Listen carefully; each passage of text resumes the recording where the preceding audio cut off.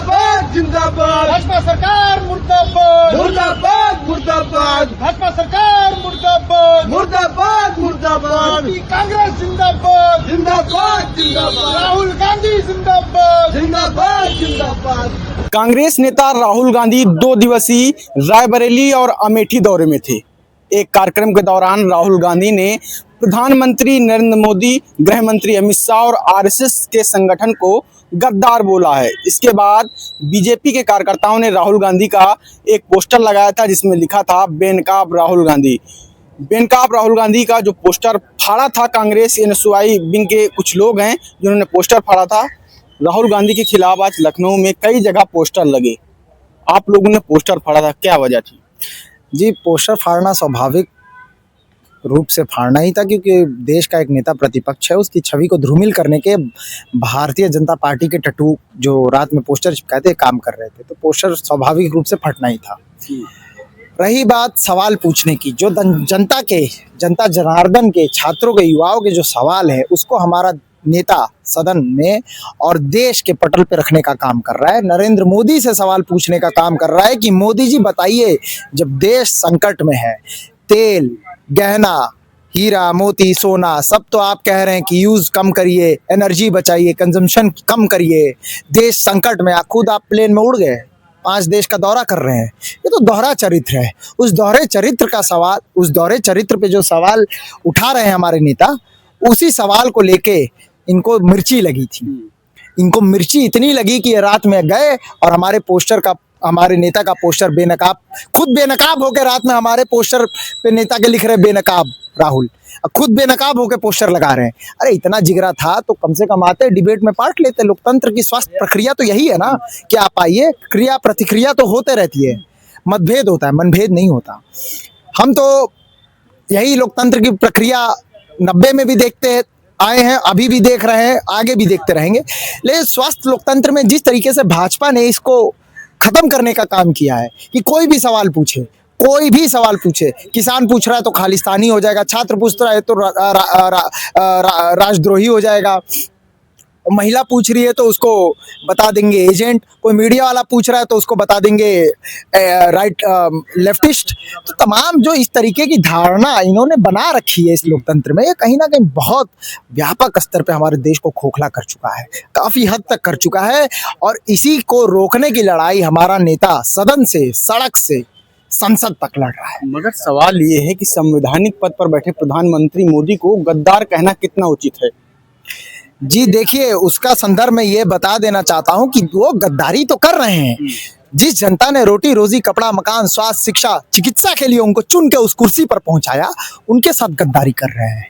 उनको कह रहे हैं कि आप अपना कंजम्पशन कम रखिए, लिमिटेड रहिए, लिमिटेड जिए, और खुद हवाई जहाज लेके हजारों लाखों रुपए का खर्चा करके 5 देश घूम रहे हैं, 5 विदेश घूम रहे हैं। या छात्रों को लॉलीपॉप दे रहे हैं। लॉलीपॉप क्या? पुलिस का लॉलीपॉप, लाठी चार्ज। किस पे? पेपर लीक पे।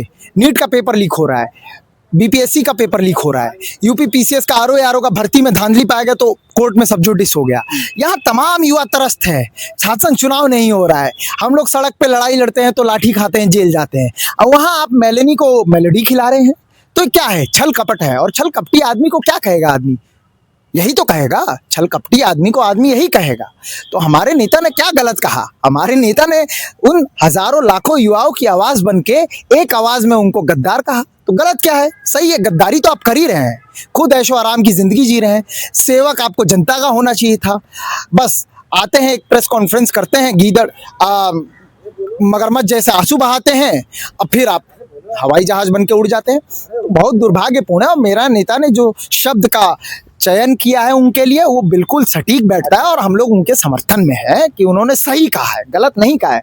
उन्होंने देश के साथ गद्दारी की है, और गद्दार को गद्दार नहीं कहा जाएगा। तो ये सवाल आपसे कि क्या कहा जाएगा, बताइए। हिंदू महासभा के उपाध्यक्ष हैं शिशिर चतुर्वेदी, उन्होंने हजरतगंज कोतवाली में एक शिकायत पत्र दिया है। उन्होंने कहा है कि राहुल गांधी को माफी मांगनी पड़ेगी, नहीं उनका कड़ा विरोध किया जाएगा हर चौराहे पे। अरे तो उनके विरोध से कौन सा लग रहा है कि हमारा नेता हिल जाएगा? करे विरोध, लोकतंत्र स्वस्थ प्रक्रिया है। हम विरोध कर रहे हैं, आप भी विरोध करिए, कोई दिक्कत नहीं इसमें। लेकिन विरोध सड़क तक सीमित रहे तो अच्छा लगता है। जब व्यक्तिगत हो जाए ना तो फिर खटास पैदा करता है। तो कहीं ना कहीं बहुत दुर्भाग्यपूर्ण है जिस तरीके से वो मंशा उस पोस्टर में साफ दिखती है कि ये लोग व्यक्तिगत टारगेट कर रहे हैं राहुल जी को, व्यक्तिगत, और इनके नेता को व्यक्तिगत टारगेट करें तो ये लोग हाय हाय हाय हाय करके रोने लगते हैं। तो बहुत दुर्भाग्यपूर्ण है। और ये इतना का अगर कलेजा होता ना तो रात में पोस्टर नहीं लगाते। आज जरा यूनिवर्सिटी के बाहर हमारे पोस्टर लगा के दिखा दे, हम लोग तो खड़े हैं, है हैसियत तो। कोई भी युवा मोर्चा, फियुवा मोर्चा, ये सब इनके चाटुकार संगठन का कोई भी नेता हो, हम तो चैलेंज कर रहे हैं। हमारे नेता का पोस्टर हम लखनऊ विश्वविद्यालय में है, या आप मुझे बता दीजिए, आप लखनऊ में किसी कोने पे बता दीजिए कहाँ आप पोस्टर लगाएंगे, अब मैं उपस्थित हूँ, मेरे सामने लगा के दिखाइए। अगर व्यक्तिगत लड़ाई की बात है तो मतभेद है, मतभेद चल सकता है, मनभेद नहीं चल सकता है। इस लोकतंत्र का ये नियम है, और इस नियम के खिलाफ आप अगर काम करेंगे तो उस नियम को फिर जब आप तोड़ रहे हैं तो एक कदम हम भी आगे बढ़ के तोड़ेंगे। तो कहीं ना कहीं ये बहुत दुर्भाग्यपूर्ण है कि इन्होंने इस प्रक्रिया को बहुत व्यक्तिगत बना लिया है, और ये उचित नहीं है। कहीं ना कहीं जो नेता हमारा कर रहा है वो देश के हित में कर रहा है, और युवाओं की सिर्फ एक आवाज़ है, राहुल जी। नीट पे तो इनका मुंह और जबान बंद रहता है। हमारा नेता बोल रहा है, हमारा नेता समर्थन कर रहा है, हमारा नेता डेलीगेशन बना के कह रहा है कि लखीमपुर जाए हमारा डेलीगेशन, लेकिन पुलिस रोक दे रही है। तो ये बहुत दुर्भाग्यपूर्ण है। इन्होंने व्यक्तिगत राजनीति को एकदम स्वार्थी और अपने कपटी जाल में बूंद रखा है, और ये बहुत देश के लोकतंत्र के लिए खतरनाक है। ठीक है, और भी कुछ लोग हैं, उनसे भी बातचीत करेंगे। राहुल गांधी के खिलाफ बेनकाब राहुल गांधी का पोस्टर लगा हुआ है हर चौराहे पे, कैसे देखते हैं? मैं मतलब ये कहना चाहूँगा, राहुल गांधी तो खुली किताब है, सामने दिख रहा है जो बोल रहे हैं, कुछ घालमेल नहीं है। दूसरा ये है कि जिसकी वजह से पोस्टर लगा है कि मोदी जी को उन्होंने कहा कि देश का गद्दार है, गृह मंत्री गद्दार है, तो सवाल है ना, ये मतलब आरोप लगा रहे हैं ना, तो आरोप लगाने का क्या है कि सवाल तो मैं भी पूछ रहा हूँ कि भाई कि देश का प्रधानमंत्री किसके लिए काम करना चाहिए उसको, बताइए। देश का प्रधानमंत्री किसके लिए काम करेगा? जनता के लिए काम करेगा ना। लेकिन देश का प्रधानमंत्री नॉर्वे जाता है अपने दोस्त अडानी के पर जो सैंक्शन लगा है उसको डील करने के लिए। तो देश की जनता के साथ एक गद्दारी हुई कि नहीं? जनता टैक्स का पैसा दे रही है देश के प्रधानमंत्री की सुरक्षा के लिए। कहीं भी आने जाने के लिए जो पैसा लगता है वो जनता के जेब से खर्च होता है, उसके पैकर से वसूल किया जाता है, जो कर देती है उससे। लेकिन देश का प्रधानमंत्री हमारे दो अलम चल रहा है। अब हमको लग रहा है अभी कुछ अंबानी जी से खटक रही है तो खाली अडानी जी पे कृपा बरस रही है। तो मेन दिक्कत ये है कि आपको जनता के लिए काम करने के लिए चुना गया है, अडानी के लिए काम करने के लिए नहीं चुना गया है। अगर आप अडानी के लिए काम करेंगे तो हम आपको देश का गद्दार कहेंगे, क्योंकि जनता के खिलाफ किया गया कोई काम। अभी आप तो बड़ी चिल्ला रहे थे कि पेट्रोल कम इस्तेमाल करिए, आपके मंत्री नौटंकीबाजी कर रहे थे। यहाँ मुख्यमंत्री कह रहा था कि भाई अगर बल्ब भी चालू हो तो उसको बंद कर दीजिए, जरूरत ना हो तो बंद कर दीजिए, कूलर जरूरत ना हो तो बंद कर दीजिए, है ना। लेकिन आप देश के प्रधानमंत्री से कहिए ना कि देश की जनता की जरूरत थी क्या नॉर्वे जाना? 43 साल में देश का कोई प्रधानमंत्री नहीं गया था, आप गए क्यों थे? स्पष्ट है, 27 फरवरी को सैंक्शन लगा अडानी जी पे कि आप इन्वेस्टमेंट नहीं कर सकते नॉर्वे के किसी खास जगह पे। तो उन्होंने कहा कि भैया चलो, रुक क्यों गए? क्योंकि चुनाव था। चुनाव करा के जैसे ही उन्होंने देखा सरकार गठन हो गई, चलो भैया नॉर्वे अडानी जी की खिदमत करते हैं। देश की खिदमत करिए, अगर देश की खिदमत नहीं करेंगे, दो लोगों की खिदमत करेंगे तो गद्दारी तो है। मगर सवाल ये है, संवैधानिक पद पर बैठे प्रधानमंत्री को उस तरह गद्दार कहना कितना उचित है? संवैधानिक पद पे बैठे राहुल गांधी को सारे दुनिया का आलाप शराब बक देना, पप्पू वप्पू जब प्रधानमंत्री खुद करते हैं तब कितना उनका सम्मान करना चाहिए इस बात पे। संवैधानिक पद नहीं है एलओपी, प्रधानमंत्री मोदी खुद भूल जाते हैं इस बात को, या अमित शाह भूल जाते हैं, कि या देश के जो भाजपाई नेतृत्व है वो भूल जाता है, या इनके जो अंधभक्त हैं वो भूल जाते हैं। अगर आपको एक सम्मानित पद का अगर देश की जनता ने प्रधानमंत्री चुना है तो उसी देश की जनता ने एलओपी भी चुना है, दोनों को देश की जनता ने चुना है। आप एक का सम्मान करने की बात कर रहे हैं क्योंकि वो सत्ता में है, और एक का सम्मान करने की बात कर रहे हैं क्योंकि वो मोदी का विरोधी है। आपके भक्त होने से तय थोड़ी होगा कि कौन देश में सच्चा है कौन बेकार है। स्वस्थ प्रक्रिया है, आप दोनों का विरोध कर सकते हैं। अगर यहाँ पे कोई राहुल गांधी का विरोध कर रहा है तो मैं जाके ये नहीं कहूँगा कि आप उसका विरोध मत करिए, आपका मन है, जनतंत्र है, आप विरोध करना चाहते हैं तो करिए। लेकिन क्या क्या कहा जाता है, प्रधानमंत्री ने क्या क्या कहा चुनाव की रैलियों में, आपको मैं वो शब्द दोहराना भी नहीं चाहता हूँ, वो इतना गिरा हुआ शब्द है कि मैं खुद नहीं बोलना चाहता हूँ। उस शब्द को प्रधानमंत्री मोदी ने बोला है। तो खुद को उनको भी देखना चाहिए कि मर्यादा सिर्फ एक व्यक्ति के लिए नहीं होगी, सिर्फ बड़े सत्ता पे बैठे लोगों के लिए नहीं होगी, मर्यादा हर व्यक्ति का हक है। जैसे देश का मतलब सबसे किनारे पड़ा हुआ व्यक्ति भी, जो गांव के सुदूर क्षेत्र में रहता है ना, जिसको किसी सम्मान की दृष्टि नहीं देखा जाता, संविधान के में दिए गए अधिकारों के तहत वो और प्रधानमंत्री दोनों बराबर हैं। दोनों को एक वोट देने का अधिकार है, दोनों को किसी को 2 वोट देने का अधिकार नहीं है। तो बराबरी इधर भी करिए ना। एलओपी को गरियाएंगे और प्रधानमंत्री को कोई गाली दे देगा तो आप कहेंगे कि वो गलत कर दिया है। ये जबरदस्ती का सम्मान नहीं चलेगा। ठीक है, और भी कुछ लोग हम उनसे बातचीत करेंगे। राहुल गांधी के खिलाफ बेनकाब राहुल गांधी का पोस्टर लगा हुआ है। प्रधानमंत्री मोदी को गद्दार कहने पर बीजेपी के कई नेताओं ने हर चौराहे, हर इलाके में पोस्टर लगवाया है। कैसे देखते हैं? बीजेपी वाले उल्टी गंगा बहा रहे हैं, क्योंकि जो नेता प्रतिपक्ष का काम होता है विपक्ष का, वो राहुल जी कर रहे हैं। लेकिन बीजेपी को जो काम करना है वो बीजेपी नहीं कर रही है। भाई आप सत्ता में बैठे हैं, आपसे हम सवाल भी ना पूछे, आप उल्टा हमसे सवाल पूछेंगे, आप हमको बेनकाब करेंगे। हमने सत्ता को बेनकाब किया तो आप उल्टा हमको कह रहे हैं।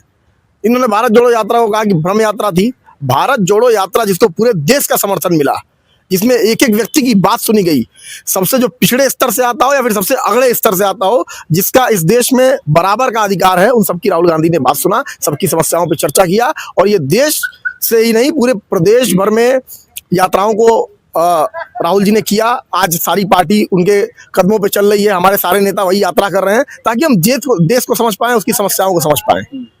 लेकिन आज मोदी जी का देख लीजिए, देश से बलिदान मांग रहे हैं, देश से बार बार कह रहे हैं कि आप सहयोग करिए। क्या मोदी जी कितना सहयोग कर रहे हैं? आप चार्टर प्लेन में खुद उड़ रहे हैं, आप देश को नसीहत दे रहे हैं आप फॉरेन दौरे मत करिए। तो पूरी तरीके से भारतीय जनता पार्टी देश को गुमराह करने का काम कर रही है। छात्रों युवाओं को लाठी और मेलोनी को टॉफी। तो ये मोदी जी की असली नीति है और इसके खिलाफ हमारा नेता पूरे खड़े होके बिना किसी डर के, आंखों में आंखें डाल के, इनकी सरकार के जितने तंत्र है, ईडी सीबीआई, उनसे बिना डरे ये बात बोल रहा है। तो इनको डर लग रहा है। मालूम है क्यों डर लग रहा है? क्योंकि इनको मालूम है 2029 में प्रधानमंत्री राहुल गांधी जी को बनना है और ये पूरी इनकी पार्टी लग गई है राहुल गांधी को डिफेम करने में। एक वो कुछ बात कहते हैं तो इनके 8 मंत्री, केंद्रीय मंत्री आके प्रेस कॉन्फ्रेंस में बैठ जाते हैं, पूरा टकल करते हैं एक एक शब्द को, एक एक चीजों को। आप देखिए ना, राहुल जी ने कितने पहले ही कह दिया था कि देश बहुत ही बुरे आर्थिक संकट से गुजरने वाला है। मोदी सरकार को चुनाव के ऊपर उठ के देश हित को ध्यान में रखते हुए चीजों को संभालना होगा, चीजों पे रोक लगानी होगी और उसको धीरे धीरे सही लाइन पे लाना होगा। लेकिन मोदी ने क्या किया? 2 चुनाव का उन्होंने वेट किया, जब चुनाव 2 महीने पूरा बीत गया उसके बाद से वो सामने आए, जनता के सामने आके रो दिए। उसमें भी देश से बलिदान मांगा। 2-3 दिन लगातार फोटोग्राफी चली इनके नेताओं की, कोई ई रिक्शा से जा रहा है, कोई साइकिल से जा रहा है, कोई बुलेट से जा रहा है। ये आप देखिए ना, नेताओं के फिर से काफिले वही हो गए। लेकिन जनता आज भी तेल नहीं मिल रहा है, गैस नहीं मिल रहा है, जूझ रही है भाई। किसानों को खाद नहीं मिल रहा है, बिजली की समस्या है, गर्मी इतनी भीषण, उसके बाद गाँव में जाके आप चले जाइए, लाइटें नहीं आ रही है। एनर्जी सेव कर रहे हैं मोदी जी। सरकार तो कह रही है सब कुछ ठीक है, गैस भी है, डीजल भी है, विपक्ष के पास कोई मुद्दा नहीं है, इसी तरह से भ्रम फैलाता है वो। आप जाके देखिए पेट्रोल टंकियों पे कितनी भीड़ है। जनता पागल नहीं है। सरकार किसको बेवकूफ बना रही है? जनता को। और जनता जब खुद उस चीजों का सामना कर रही है तो बेवकूफ बनाने से इनके कुछ होगा नहीं। और उसका सबसे बढ़िया एक, अभी मैं आपको एक एग्जांपल दे दूं, अभी आप देखे होंगे कॉकरोच जनता पार्टी बनी है, जिस हिसाब से सीजीआई ने जो समर्थन, मतलब जो सीजीआई ने जो एक भाषण का इस्तेमाल किया कि युवा कॉकरोच हैं, जो भी ये सारी चीजें, जो एक्टिविस्ट हैं, जो चीजों के खिलाफ बोल रहे हैं, उनको कॉकरोच कह के संबोधित किया। तो देखिए आप कितने 13 मिलियन फॉलोअर हुए उस बात पे। तो ये जो बीजेपी के खिलाफ जो गुस्सा है ना युवाओं में, क्योंकि मालूम हम रोड पे आएंगे, सड़कों पे आएंगे तो एफआईआर कर देंगे, मुकदमा कर देंगे, भविष्य बर्बाद कर देंगे, जेल में डाल देंगे। तो सोशल मीडिया, पहले होता था सड़क से संसद तक, अब सोशल मीडिया से संसद तक हो गया है। ये युवा बता रहा है कि सरकार के खिलाफ कितना गुस्सा है। और युवा नासमझ नहीं है। इनके धर्म की चाशनी में जो ये डुबो के पूरे देश को बेच रहे हैं, उसमें युवा आने वाला है नहीं। योगी सरकार के मंत्री हैं दिनेश प्रताप सिंह, उन्होंने कहा है अगर मैं रायबरेली में होता तो राहुल गांधी को उसी समय उसी भाषा में जवाब देता। दिनेश प्रताप सिंह की राजनीतिक हैसियत जो भी है आज, वो गांधी परिवार की वजह से है। ये वो भूल गए हैं लग रहा है। उनका जो राजनीति शुरू हुआ है वही गांधी परिवार की देन है। गांधी परिवार ने उनके पे भरोसा जताया, लेकिन वो गद्दारी करके भाग गया बीजेपी में। और आज तो वो भी जो आका को खुश करने के लिए बैठे हैं, उनको नहीं मालूम है आका डर डर के भाग रहे हैं, आका जवाब नहीं दे पा रहे हैं, जबरदस्ती वो पिस जाएंगे इन सब मामलों में। दिनेश प्रताप सिंह जी, जो सरकार जाएगी देखिएगा, या तो भाग के कांग्रेस में आएंगे, पैर पकड़ेंगे कि नहीं मुझे माफ कर दीजिए, और या तो खत्म हो जाएंगे।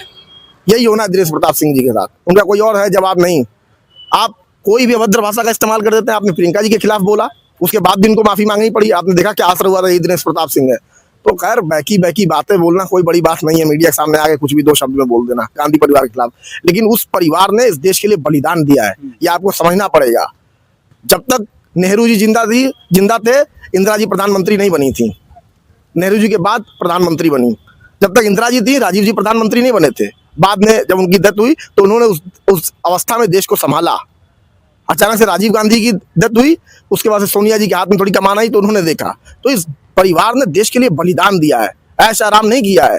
प्रॉपर्टी नहीं है खुद की पर्सनल, तो अपना खुद का जो घर था इलाहाबाद में उस परिवार ने दान करने का काम किया है। और ये जो दिनेश प्रताप सिंह जैसे नेता जो उसी परिवार की कृपा पे इतनी बड़ी बड़ी प्रॉपर्टियां और बड़ी बड़ी लंबी लंबी गाड़ियां खरीदे हैं और बनाए, आज उसी के खिलाफ क्वेश्चन पूछ रहे हैं, शर्म आनी चाहिए उनको। ठीक है, बहुत बहुत शुक्रिया। तो ये एनएसयूआई के छात्र हैं जो राहुल गांधी के खिलाफ एक पोस्टर लगा था, बेनकाब राहुल गांधी। ये वही लोग हैं जिन्होंने पोस्टर फाड़ा है और ये कहा है कि अगर किसी भारतीय जनता पार्टी के लोगों में हिम्मत है तो सामने पोस्टर लगाए। लखनऊ से सद्भावना आवाज के लिए कैमरा पर्सन विनोद साहू के साथ आयुष अवस्थी।